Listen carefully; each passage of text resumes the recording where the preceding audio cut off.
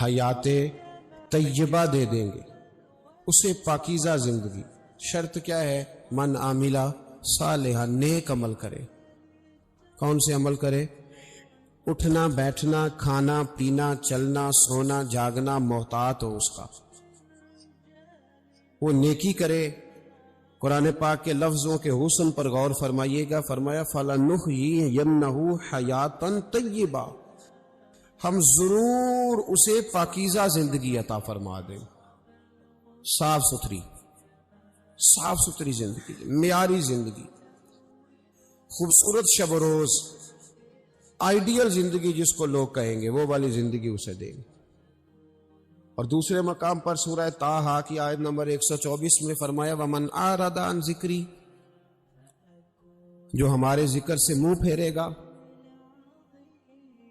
جو ہمارا کھا کے چہرہ کسی اور طرف کرے گا، جو چلے گا ہماری زمین پر لیکن توجہ کسی اور طرف ہوگی، آسمان کی چھت ہماری بنائی ہوئی لیکن اس کے خیالات کہیں اور ہوں گے، فَإِنَّ لَهُ مَعِيشَةً ضَنْكًا، فرمایا ہم اسے تنگ زندگانی عطا کر دیں گے، اس کی زندگی تنگ ہو جائے گی، اس کی معیشت تنگ ہو جائے گی۔ گناہ زندگی کو تنگ کر دیتے ہیں، نیکی زندگی میں آسانی پیدا کرتی ہے۔ آپ کو اگر زندگی میں سکون چاہیے ہو تو آپ کسی غریب کی خدمت کر کے دیکھیں، اللہ کتنا سکون عطا کرتا ہے۔ آپ بڑے پاورفل بھی ہیں، بڑے طاقتور بھی ہیں اور بڑے باوقار بھی ہیں، لیکن کسی کو گالی دے کے آپ کا دل کبھی ٹھنڈا نہیں ہوگا، تکلیف ہوگی، اس کے اندر آزمائش ہو۔ ڈاکٹر ریسرچ کرتے ہیں، ڈاکٹر وہ کہتے ہیں گناہ کرنے سے آدمی جسمانی طور پر کمزور ہوتا ہے، لیکن وہی عمل اگر وہ بطور نیکی کرتا ہے تو اللہ اس میں اسے قوت عطا فرماتا ہے، اسی عمل میں اللہ اسے قوت عطا کر دیتا ہے۔ میں صرف اشارہ دے رہا ہوں، اس بات کی تفصیل میں نہیں جانا چاہتا۔ میرے عزیز یہ یاد رکھیں کہ نیکی آپ کو سکون دے گی، نیکی آپ کو ٹھنڈا کرے۔ اللہ تبارک و تعالیٰ نے قوموں پہ عذاب نازل کیا اور قرآن مجید فرقان حمید نے ان قوموں کے تذکرے بیان فرمائے۔ بھائی کس لیے بیان کیے؟ کہ ہم عبرت حاصل کریں، ہم یہ غور کر لیں کہ یہ کام ہم نے نہیں کرنا، اس کام سے ہم نے بچنا ہے، ہم نے غور کرنا ہے کہ یہ چیز ہمارے اندر۔ لوگ کہتے ہیں نہیں جی نہیں، ہم پہ یہ عذاب نہیں آئے گا، بالکل نہیں آئے گا، اس میں شک نہیں۔ پر اللہ نے بیان کس لیے کیا تھا؟ بیان کیا قرآن مجید معاذ اللہ کسی ایسی چیز کا بیان کرتا ہے جس کی ضرورت نہ ہو؟ قرآن پاک نے ایک ایک حرف ایسا بیان کیا جس کی مسلمان کو ضرورت تھی۔ قوم نوح کا ذکر فرمایا قرآن پاک نے۔ حضرت نوح علیہ السلام کی قوم کو حضرت نوح علیہ السلام نے 1500 سال سمجھایا ہے۔ 15، کچھ لوگوں نے 950 سال لکھا ہے نا، اعلیٰ حضرت نے لکھا 1500 سال عمر ہوئی حضرت نوح علیہ السلام۔ اللہ تعالیٰ بندے کو جلدی سزا نہیں دیتا، بلکہ قرآن مجید میں ایک جگہ رب کریم اس طرح بھی فرماتا ہے کہ جب بندے مجھے بھول جاتے ہیں تو میں ان کے لیے نعمتوں کے دروازے کھول دیتا ہوں۔ بندہ سمجھتا ہے کہ میں کچھ تو ہے نا کہ میرے اندر، کہ میں جدھر جاتا ہوں خیر ہی خیر ہو جاتی ہے، وہ سمجھتا ہے کہ میری عقل ہے، حالانکہ اللہ اسے ڈھیل دیتا ہے، اللہ اسے ڈھیل دیتا ہے۔ گناہوں کی سزا کے 3 طریقے ہیں۔ ایک ہے متنبع کرنا، تنبیہ کرتا ہے اللہ، بندہ متنبع ہو جاتا ہے، یہ اللہ کا بہت بڑا احسان ہوتا ہے۔ ایک ہوتا ہے مہلت دینا، اور ایک تیسرا ہوتا ہے اللہ خفیہ تدبیر کرتا ہے۔ تھوڑا سا سمجھیے گا، انسان پر کوئی آزمائش آئی، فوراً اس کی چھٹی اس نے کہا کہ وہ فلان جگہ غلطی کی تھی تب ایسا ہوا ہے۔ ہوتا ہے نا کئی دفعہ، آواز آتی ہے نا اندر سے، چلیں بول دیں کچھ نہیں ہوتا آپ کو، اللہ جانتا ہے یہاں کوئی کچھ نہیں کہے گا آپ کو، اور ہماری تو ویڈیو بھی نہیں گھومتی، یعنی خبر بھی نہیں ہو کہ کس نے ہاں کر دی کس نے نہ کر دی۔ آپ بغیر ٹینشن کے بات چیت کریں، آج کچھ نہیں ہوتا انشاءاللہ تعالی۔ آتی ہے اندر سے آواز، میں آپ سے اس لیے ان چیزوں کی تصدیق کراتا ہوں کہ باقیوں کو بھی آتی ہے کہ نہیں۔ اس لیے تصدیق. کبھی کوئی کسی جگہ انسان پریشان ہوتا ہے تو محسوس کرتا ہے کہ وہاں مجھ سے ہوتا ہے نا جی، جس کو یہ نصیب ہو جائے بڑا خوش نصیب آدمی ہے. حضرت مولا علی فرماتے ہیں اگر تجھے دنیا میں سزا مل گئی تو بچ گیا ہے سمجھ، پھر اللہ کرم کرے گا، آخرت میں سزا نہیں دے گا. اور یہ یاد رکھ لے وما اصابکم من مصیبت فبما کسبت ایدیکم ویعفو عن کثیر. اللہ فرماتا ہے دنیا میں تجھے جو بھی تکلیف پہنچتی ہے وہ تیرے ہاتھوں کے کرتوتوں کی وجہ سے پہنچتی. ویعفو عن کثیر، فرمایا کثیر گناہ تو میں ویسے ہی معاف کر دیتا ہوں. یہ جو تیری زندگی میں دکھ ہے نا، یہ بھی میری قلیل سزائیں ہیں. یہ کثیر پر سزا، یہ قلیل ہے، قلیل یہ جو تمہاری زندگی میں تکلیف ہے. انسان کو سزا ملتی. حضرت فضیل بن عیاض رحمۃ اللہ تعالی علیہ گھوڑے پہ بیٹھے تھے، گھوڑا شرارت کرنے لگ گیا،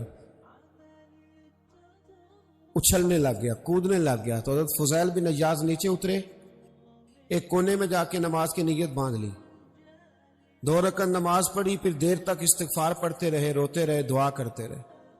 واپس آئے، خادم عرض کرنے لگے حضور سمجھ نہیں آئی، گھوڑے نے تھوڑی سی شرارت کی، وہ بدکا ہے، آپ نے اس کو چھوڑا ہے اور چھوڑ کر کے آپ نماز میں لگ گئے. تو حضرت فضیل بن عیاض فرمانے لگے جب بندہ اللہ کی نافرمانی کرتا ہے نا تو جو چیزیں اس کی فرما بردار ہوتی ہیں وہ اس کی نافرمانی کرنے لگ جاتی. تو مجھے محسوس ہوا تھا کہ میں نے کہیں اللہ کی نافرمانی کی ہے، اس لیے ایسا ہوا ہے کہ میرے گھوڑے نے میری، تو میں توبہ کرنے لگا ہوں. اور اب دیکھتا ہوں بیٹھ کے بھلا کیا ہوتا ہے. میں نے سچی توبہ، حالانکہ مجھے یاد نہیں کہ میں کہاں بولا، پر کھری اور سچی توبہ کی. دوبارہ گھوڑے پہ بیٹھے تو گھوڑا بالکل صحیح ہو کے ساتھ چلنے لگ گیا. میرے بھائی جب یہ تنبیہ ہے اللہ کی طرف سے، یہ متنبہ کیا جاتا ہے کہ تو بعد آ جا. بہت ساری جگہوں پہ انسان کو وقتی طور پر اگر سزا مل جائے. نبی پاک علیہ السلام کی خدمت میں ایک صحابی آئے، بات مضبوط کر دوں، واقعہ سنایا ہے نا تو کچھ لوگ سمجھتے ہیں کہ یہ واقعہ ہے، تو میں ایک حدیث پاک امام بہقی کی لکھی ہوئی عرض کرتا ہوں. نبی پاک علیہ السلام کے ایک صحابی آئے اور ان کا سر پھٹا ہوا تھا، خون بہ رہا تھا. سرکار نے فرمایا کیا ہوا؟ عرض کی حضور ایک عورت جا رہی تھی، میری نظر پڑی، ابھی نظر پڑی ہے کہ میرے آگے ستون آ گیا تو میرے سر پہ لگ گیا. نبی پاک صلی اللہ علیہ وسلم نے فرمایا تیرے لیے خوشخبری ہے، اگر دنیا میں تیری غلطی کی تجھے سزا ملی ہے تو پھر رب تجھے قیامت میں سزا نہیں دے گا. پھر اللہ قیامت میں سزا، بعض گناہ ایسے ہیں جن کی یہاں بھی سزا ملے گی اور وہاں بھی ملے، لیکن میرے بھائی پہلی بات یہ ہے کہ اللہ تعالیٰ اس غلطی کی یہی سزا دے لے اور دعا فرمائے اللہ تبارک و تعالیٰ یہاں بھی معافی عطا فرمائے، وہاں بھی معافی عطا فرمائے، اللہ درگزر ہی فرمائے. لیکن میرے بھائی ایک تو یہ سزا، ایک سزا یہ ہوتی ہے کہ انسان جب گناہ کرنے لگتا ہے تو اللہ نعمتوں کے دروازے کھولتا ہے، مہلت دیتا ہے. 500 سال تک فرعون کو مہلت دی. کتنے؟ یہاں جو 5 سال حکومت کر لیتا ہے وہ کہتا ہے سب سے قابل میں ہی ہوں، مجھے مہلت بھی ملی ہوئی ہے. 500 سال مہلت دی اللہ تعالیٰ نے. اور فرعون کی قوم پر پتہ عذاب کس طرح کے آئے تھے؟ ٹڈیاں مسلط کر دی اللہ نے. یہ گھومتی نہیں چھوٹی سی، ہم اپنی زبان میں اس کو کچھ لوگ مختلف ناموں سے یاد کرتے ہیں، کوئی مکڑی کہتا ہے، کوئی کچھ کہتا ہے. مسلط کر دی، جاتی نہیں. ان پر بنی اسرائیل کے ان مقابل جو فرعون کی قوم تھی ان پر الزام اس طرح کا عذاب آیا کہ مینڈک مسلط کر دی اللہ تعالیٰ. برتن کھولتے تھے اندر مینڈک نکلتا تھا، دنیا کی ہر دوائی استعمال کرتے تھے لیکن مینڈک نکل آتا تھا.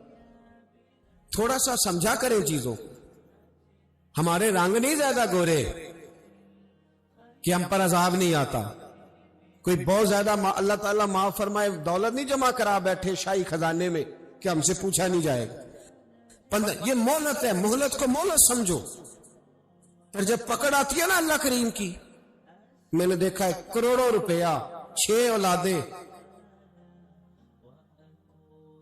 ایک شخص کے بچے باہر سے آ رہے تھے، وہ بندہ بیمار تھا. مجھے کہنے لگا حضرت جی دعا کریں میں ان کے آنے سے پہلے پہلے مر جاؤں ورنہ آ کے مجھے مار دیں گے. دعا کریں. اتنی بے سکونی، کروڑوں روپیہ پڑا ہے تو یہ عذاب نہیں؟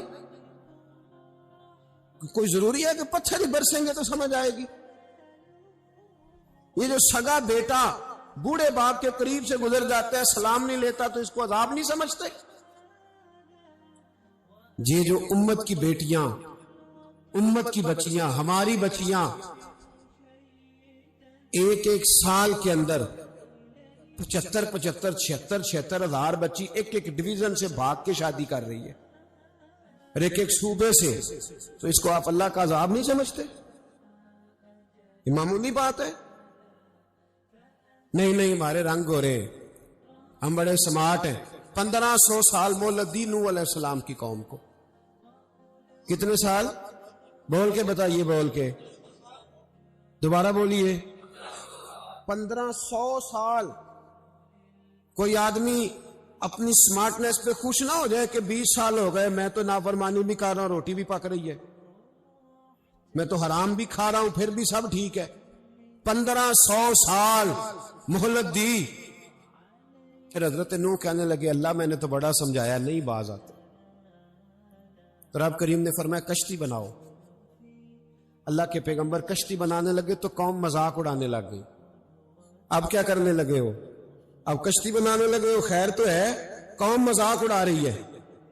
حضرت نوح علیہ السلام کا آپ نے کشتی بنائی، پانی کہاں سے نکلا؟ نہ بارشیں ہوئی، نہ سیلاب آئے. ایک تندور تھا، اس کے اندر سے پانی نکلنا شروع ہو گیا. کبھی تندور سے بھی پانی نکلا ہے، پر جب نکالنے والا چاہتا ہے تو وہاں سے بھی ایک تندور سے پانی نکلا. اتنا نکلا، اتنا نکلا، اتنا نکلا کہ قوم ساری ڈوب گئی. قرآن مجید کے صفحات شہادت دیں گے کہ حضرت نوح کی قوم کا بچہ بچہ بہہ گیا. بچے صرف وہ تھے جو حضرت نوح کے ساتھ ہو گئے، تباہ ہو گئی. اللہ بے نیاز ہے، بے نیاز.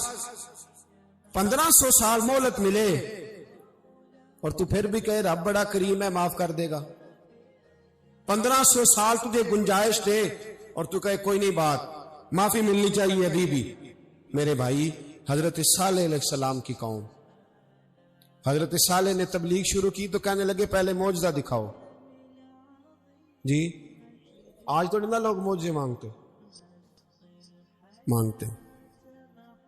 آج بھی لوگ کرامتے اور معجزے، اللہ معاف کرے، جو چیزیں معجزہ تو ہو نہیں نہ سکتا، لیکن آج بھی لوگ، آپ یقین کریں، کہتے ہیں یہ بڑی نمازیں پڑھتا ہے تو پھر بخشا کیوں نہیں گیا، پھر کیوں نہیں منو سلوا کیوں نہیں اترا اس پر،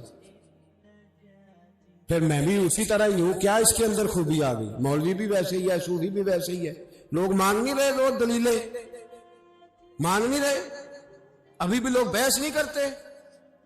کیا فرق آ گیا جی؟ ویسے ہی ہیں سارے. اللہ تعالیٰ سے ڈرنا چاہیے.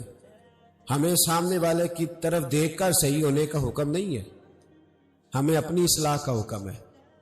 اپنی طرف دیکھ کے اپنے آپ کو ٹھیک کرنے کا. الزام لگا کے گزر جانا، اس کا کوئی مطلب، سنو اور یاد رکھو. حضرت صالح علیہ السلام سے کہنے لگے پہلے معجزہ دکھائیں. تو حضرت صالح علیہ السلام نے فرمایا اونٹ کہاں سے پیدا ہوتے ہیں؟ کہا اونٹنی کے بطن سے. فرمایا آؤ میں تمہیں پہاڑ کے اندر سے اونٹنی پیدا کر کے دکھاتا ہوں. کہاں سے؟ پہاڑ کے اندر سے. حضرت نوح ساتھ لے کے گئے تو پہاڑ کے اندر سے اونٹنی نکلی، اور اونٹنی بھی گابن تھی، اس کے پیٹ میں بچہ، اور اونٹنی اتنا دودھ دیتی تھی کہ ساری بستی دودھ پی جاتی تھی، پھر بھی دودھ بچ جایا کرتا تھا. لیکن حضرت نوح علیہ السلام نے فرمایا اب تم نے دیکھ تو لیا یہ اسے، یہ جتنا دودھ دے گی روٹی بھی اتنی کھائے گی. ایک دن تم سارے پانی پیو گے، ایک دن یہ سارا پانی پیا کرے گی. ایک دن تم سارے باقی جانوروں کو گھاس کھلاؤ گے، ایک دن یہ اونٹنی. اور اونٹنی کا نام کیا؟ ناقۃ اللہ، اللہ کی اونٹنی. کس کی اونٹنی؟ نام کیا ہے؟ اللہ کی. یہ اللہ کی اونٹنی ہے. تو حضرت نوح علیہ السلام کی اونٹنی. فرمایا اس کی بے ادبی نہ کرنا. باز نہیں آئے. لوگ باز نہیں آئے. کہنے لگا جی دودھ دینا تو ٹھیک ہے پر یہ جو سارا پانی پی جاتی ہے نا یہ صحیح نہیں. یہ جو ساری گھاس کھا جاتی ہے یہ نہیں ٹھیک. دودھ دینا تو ٹھیک ہے پر یہ نہیں صحیح.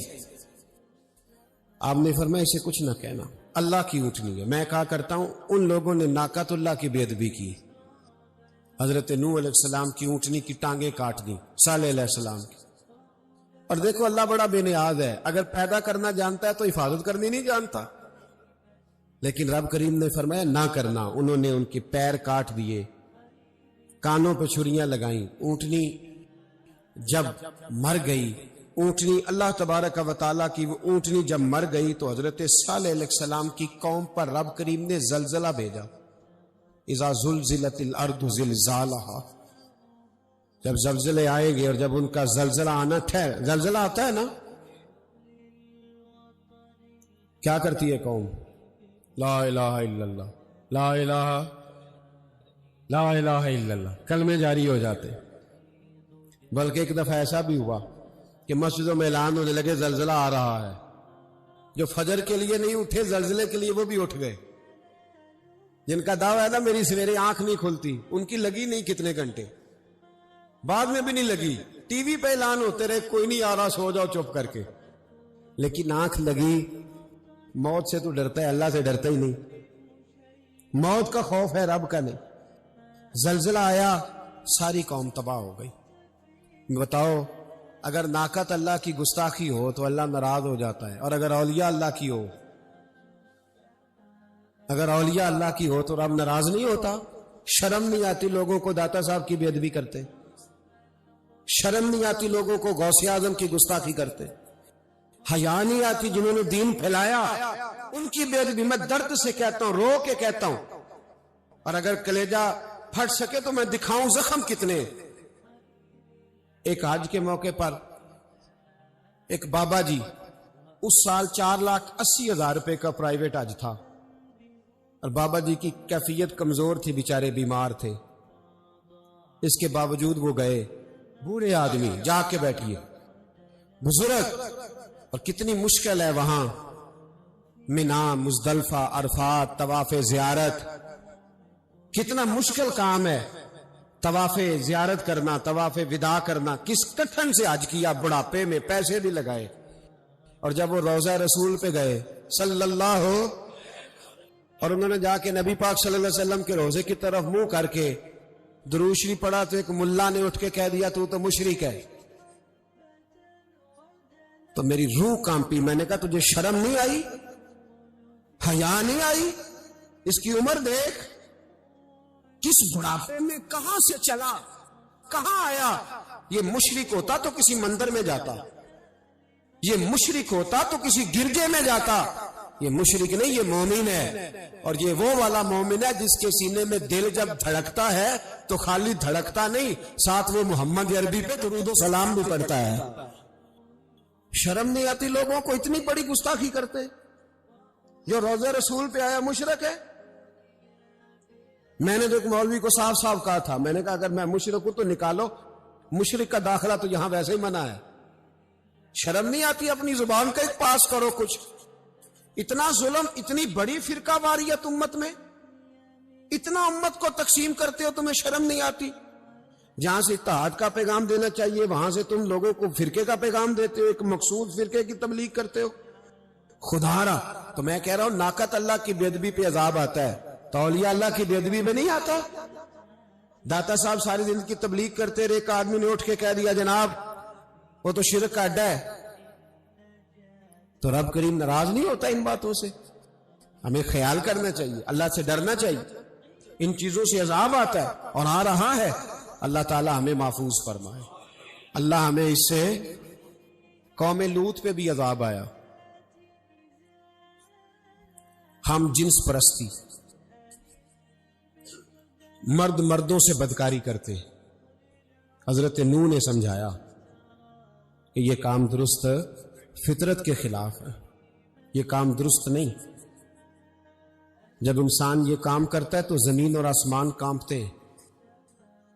اب میں کیسے کھول کے بتاؤں, میرے پاس اعداد و شمار ہیں کہ پاکستان کے اندر اس کام کی کیفیت کیا ہے.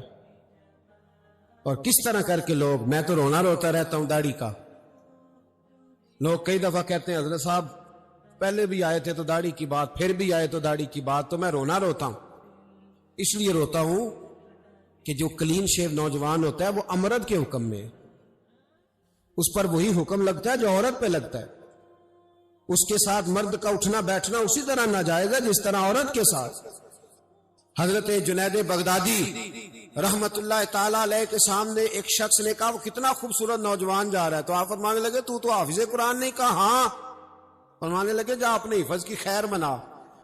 وہ شخص کہتا ہے میں نے اس بغیر داڑھی والے کلین شیو نوجوان کو بری نظر سے دیکھا، مجھے قرآن پاک ہی بھول گیا، سارا قرآن پاک بھول. اور کتنے سال میں دعائیں کرتا رہا، بیت اللہ کے طواف کرتا رہا، میں یاد بھی کرتا تو نہیں ہوتا. کیسے اب تو ہمارا نعت کہاں بیوٹی پارلر سے ہو کے آتا ہے، ہم کسی اور کو کیا پیغام، وہ پیغام، وہ نظام، وہ طریقہ کار جس کا حکم تھا شریعت میں. قوم لوط پر عذاب آیا. صحیح بیٹھتے ہوں گے بچے جو موٹر سائیکلوں پہ بیٹھتے ہیں. میں نے گجرانوالہ کی سڑکوں پہ بچوں کو، نوجوانوں کو جو تماشے کرتے سرے عام دیکھا ہے تو مجھے ڈر لگتا ہے.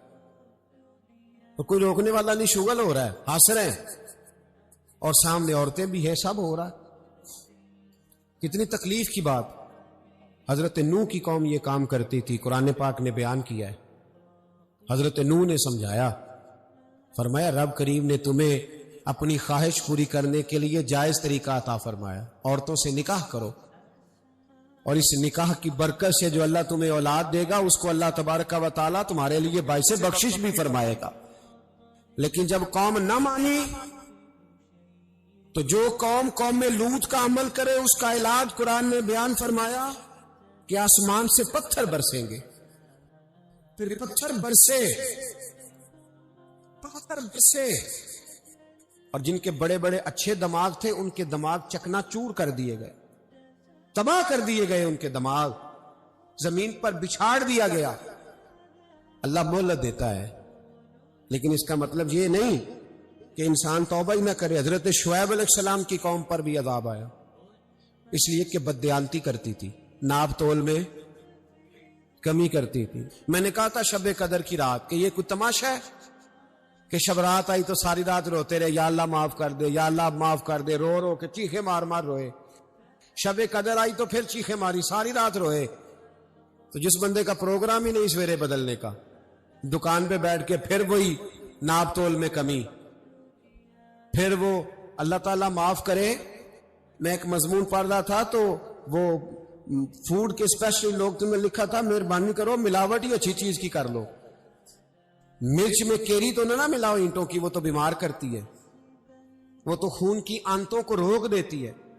وہ کہنے لگا، اور وہ کہتا ہے میں تمہیں بتاتا ہوں کون کون سی چیز ملائی جا سکتی ہے، وہ ملا لو. خدا را اس قوم پہ رحم کرو، مہربانی. ایک دوست ہے ہمارے، میں وزیر آباد میں ان کے گھر بیٹھا تھا تو ایک میڈیکل، میرا کسی شخص پہ اعتراض کرنے کا میں مجموعی بات کرتا ہوں. میں ایسے ڈاکٹروں کو جانتا ہوں جو اللہ تعالیٰ فضل کرے سچ مچ کے نیک ہیں، اچھے لوگ. تو بچے کا میڈیکل سٹور ہے، تو والد بیمار ہو گیا، تو کہتا ہے ابا جی ڈاکٹر صاحب نے کہا آپ کو ڈرپ لگنی ہے. تو سگے باپ کو ڈرپ لگانے لگا تو باپ کیا کہتا ہے پتر تیری مہربانی، مینوں کوئی اصلی لائی، او نہ لائیں جڑی لوکاں نو لانا ہے. اب وہ پیار سے سنا رہا ہے بات. میں نے اسے کہا کہ یہ تو ڈوب مرنے کا مقام ہے نا، ڈوب مرنے کا مقام، کہ جس ملک کے اندر دوائی بھی صحیح نہ بکے، اصلی نہ ملے دوائی بھی، اور پھر وہ قوم کہے کہ ہم نے تو پورے روزے رکھے، ہم نے تو بڑا صدقہ اور خیرات کیا، دوائی بھی اصل نہ ملے. جناب شعیب علیہ السلام کی قوم ناپ تول میں کمی کرتی تھی تو اللہ تبارک و تعالیٰ نے ان پر بتا عذاب کس طرح کا بھیجا. شدید گرمی ہوئی. اللہ ہمیں محفوظ فرمائے، سارے آمین کہہ دیا. دیکھیں کتنا اچھا موسم کر دیا رب کریم. اللہ ہمیں محفوظ فرمائے، اللہ رحمت فرمائے. شدید گرمی کی لہر آئی، باہر اتنی گرمی ہوئی کہ لوگ اپنے گھروں میں گھس گئے.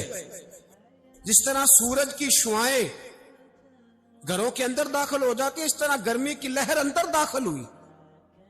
اور جس طرح کسی کو آگ لگ جائے تو وہ آدمی اچھلتا کودتا ہے نا، اس طرح یہ لوگ اچھلنے لگے اور اچھل کود کے مر گئے۔ جرم کیا تھا؟ ناپ تول میں کمی کرتے۔ حضرت داؤد کی قوم بھی